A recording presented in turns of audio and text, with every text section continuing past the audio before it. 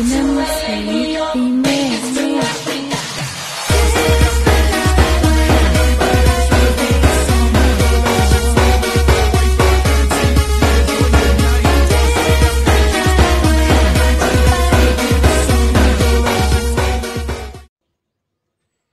what's up mga bro? Good day sa inyo lahat.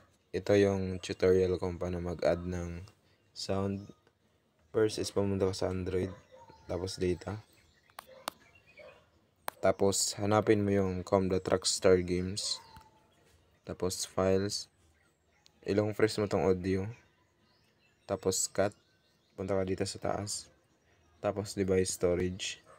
Tapos, Android.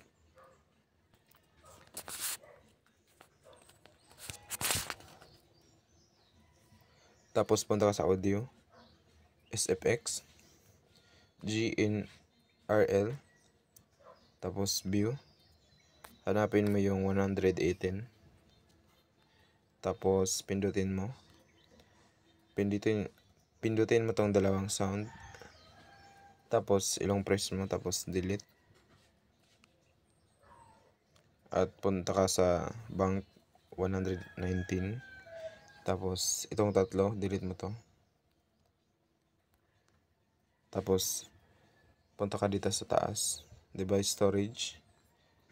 Punta ka sa download. Pindutin mo tong RFI sound. Tapos extract here. Tapos tong dalawang dot. Punta ka naman sa Android. Tapos audio, SFX, GNRL, view. Tapos balik ka sa 118. Tapos plus itong parang copy, pindutin mo to. Tapos download. Pindutin mo yung bank 118. Tapos pindutin mo tong dalawa. Tapos pindutin mo tong compression level, i-check mo. Tapos itong arrow sa baba, pindutin mo. Tapos no compression. Tapos add.